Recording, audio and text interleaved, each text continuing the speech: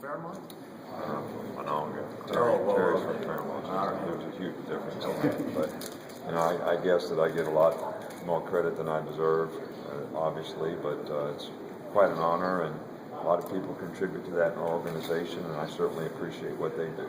Did you know that was coming out, that they talked to you? No, I did not know. Okay. No, I didn't. 9 straight years here for Mike. I mean, that kind of says it all. I mean, you can get away from this thing anytime you want. Huh?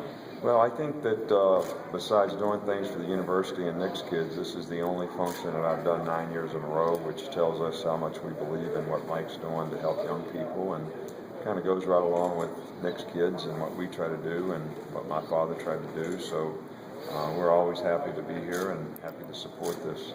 Team Focus is something wonderful for fatherless children. You've done a lot of this for a long time, your foundation for a long time. How's your perspective maybe changed over the years? Appreciated more what you're able to do now versus when maybe you first got started? Well, I'm very pleased and happy that we are able to do things for other people and give back to the community, and hopefully help some young people along the way have a better opportunity to be successful in life. That's really all what our program is about, and to be able to give back to the community and see somebody have a better chance to be successful in life is something that I really care about, and Terry really cares about, and we work hard at. Coach, you're not doing the Crimson Caravan this year. What kind of went into that decision, and do you have something else planned? Well, it really wasn't my decision, and I always do things that the university wants me to do. I really enjoyed the Crimson Caravans. I really like going out and seeing our fans and talking to the folks that support the program, and I just guess they thought that there might be something that would be more beneficial. I haven't heard what yet, but I'm willing and able to go out and talk anytime that they want me to do things for the university. Coach, how are the new assistants fitting in with the staff?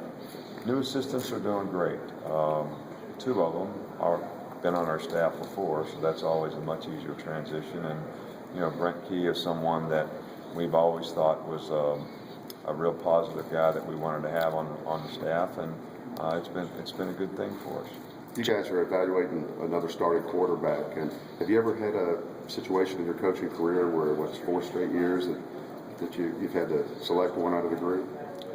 I think it's 3, but we had AJ for 3 years, and he did a fabulous job for us, and excited for what he's been able to do and the opportunities he's gotten in the NFL, and has certainly represented this community very well. And Blake Sims, Jake, both did an outstanding job for us, and we have 4 guys now, I think, all competing very well. I think they all have some talented things that they can contribute, and we're to see who develops the best. And leadership, decision making, accuracy, those kind of intangible things I think are really important to be successful at quarterback, and whichever one of those guys can do it on the most consistent basis will have the best chance to win the job.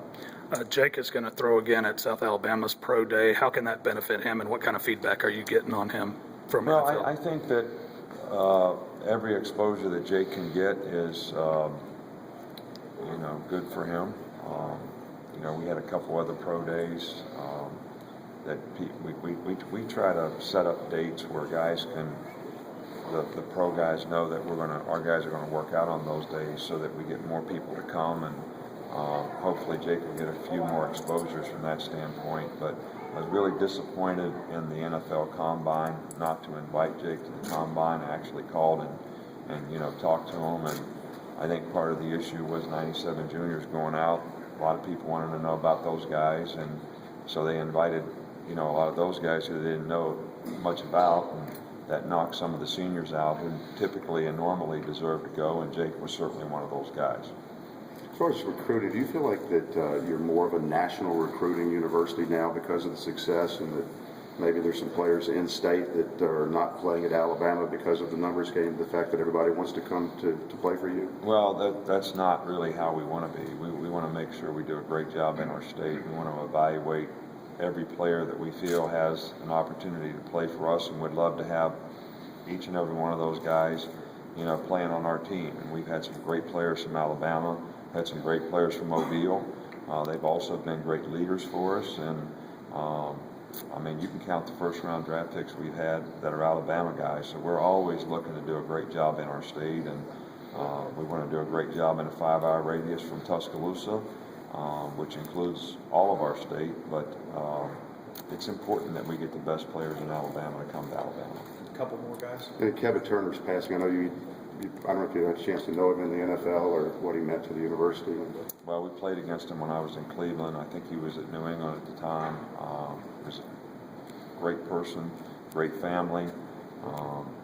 You know, represented the university in a first-class way, and you know, our thoughts and prayers go out to his family, and certainly our condolences to all his teammates and people who knew him well and had a great relationship with him. The guy was a fantastic player and even a better person, and a great ambassador for the University of Alabama, and we'll certainly miss him.